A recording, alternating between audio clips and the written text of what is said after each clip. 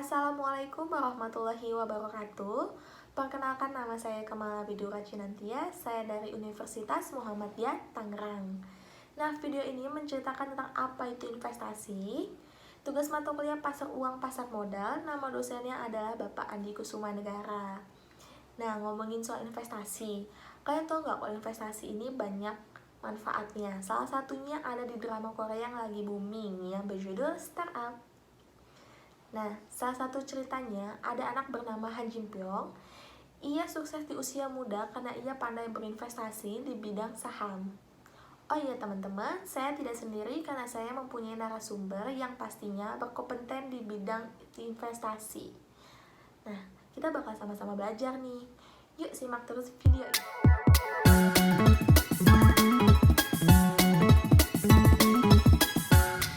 Assalamualaikum warahmatullahi wabarakatuh. Nah, sekarang kita udah sama narasumber kita nih, Ibu Meta Dwi Apriyanti. Sekarang kita kenalan dulu ya sama Ibu Meta. Halo, Bu Meta.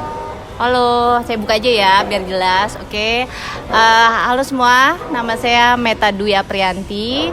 Saya di sini sebagai narasumber yang posisinya sebagai praktisi di pasar modal Indonesia, khususnya manajer investasi, yaitu investasi keuangan yang ada di Indonesia gitu. Jadi investasinya, instrumennya bisa reksadana, saham, obligasi dan macam-macam sih. Jadi kita bahas hari ini tuntas untuk investasi. Wah, ternyata banyak banget ya investasi instrumen-instrumennya. Nah, sebelum kita bahas tentang instrumen investasi itu, kita tanya dulu yuk. Aman modal, baik itu langsung ataupun tidak langsung oleh seseorang atau individu atau juga korporat yang indikasinya inginnya tuh ada jangka waktu ke depannya memberikan hasil atau profit atau gain yang istilahnya sesuai dengan ekspektasi masing-masing. Seperti itu aja sih. Wah, ternyata itu guys, tentang investasi itu apa? Kan tadi investasi banyak instrumennya ya.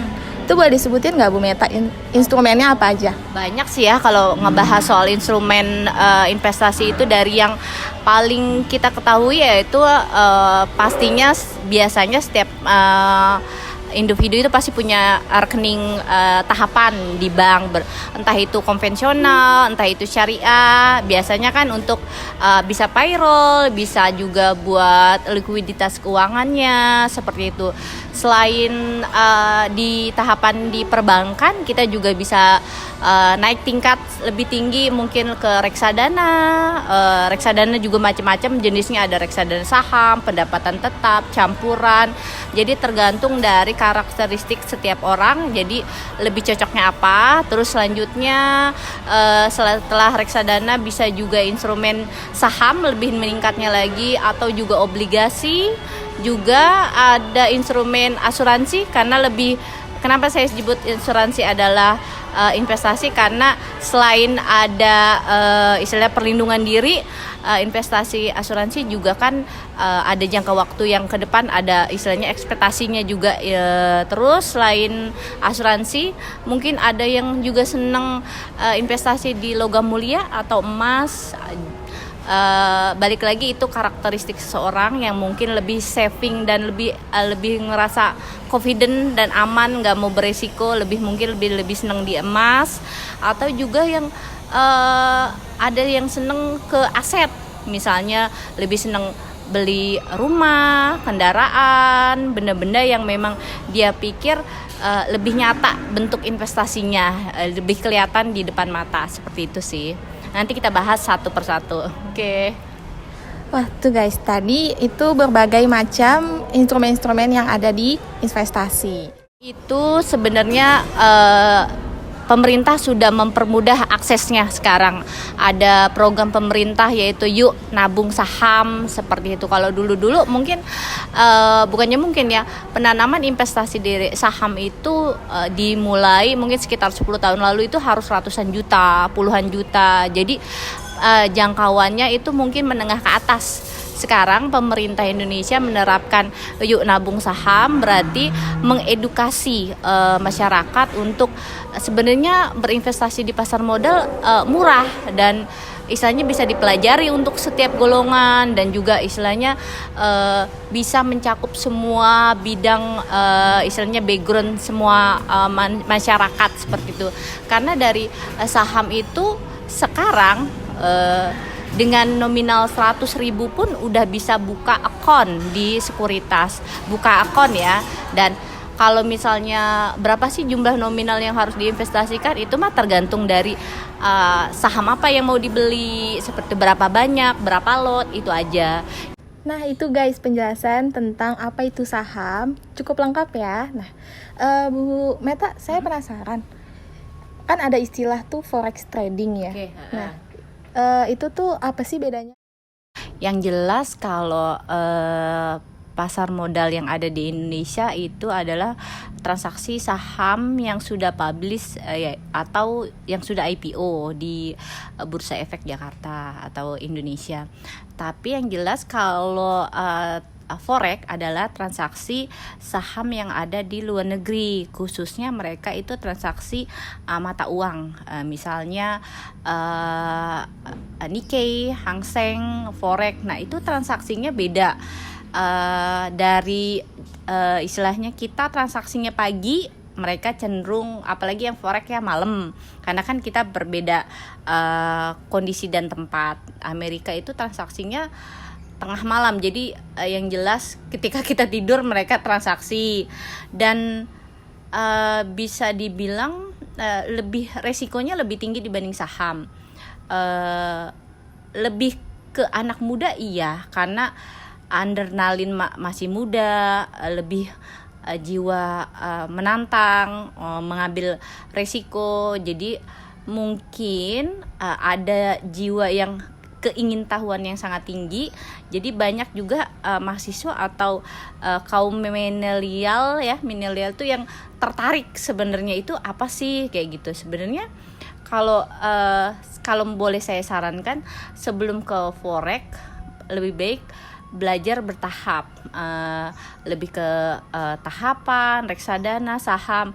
Jangan kita belum tahu basicnya, istilahnya pasar modal Indonesia langsung ke forex, karena setahu saya nilai investasinya jauh lebih tinggi dan resikonya lebih tinggi. Ada floating, istilahnya floating itu istilahnya nggak ada transaksi, didiamkan, itu ada biayanya juga. Terus dia keuntungannya bisa, meskipun istilahnya kerugiannya bisa yang dibilang high risk high return, yaitu ketika dua arah dia di atas bisa buy, bisa di misalnya bisa juga kondisi lagi di bawah dia juga bisa sell.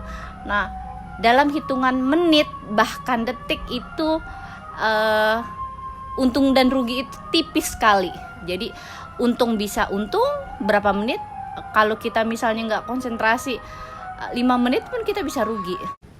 Nah, itu tadi perbedaan antara saham dan forex trading. Ternyata perbedaannya cukup signifikan ya. Bu Meta, kan kita sedang mengalami pandemi COVID-19. Pastinya berdampak dong ya. Ada nggak sih dampaknya itu seperti naik atau turun atau sama aja?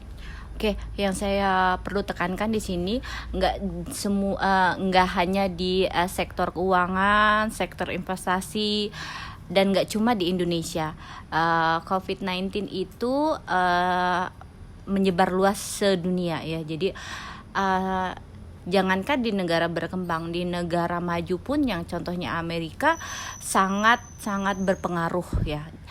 Semua, nggak cuma dari sektor keuangan, investasi, semua sektor pasti kena, pariwisata kena. Jadi kalau ditanya apakah sektor keuangan, investasi berpengaruh dan berdampak, sangat berpengaruh. Jadi per Maret sampai bulan Oktober itu kinerja saham semua sektor memiliki penurunan yang sangat signifikan. Bahkan indikator harga saham gabungan tembus di bawah 5.000, dan itu di luar dari ekspektasi dari investor dan pelaku pasar modal Indonesia.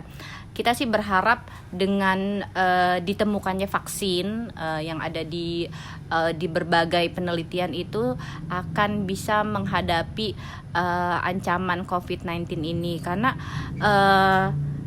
para investor, baik itu individual, corporate, asing, itu berbagai hal menyikapi. Ada yang stop dulu jadi wait and see, ada juga yang cut loss karena ketidakpastian kedepannya kayak gimana, ketidakpastian ekonomi seperti apa.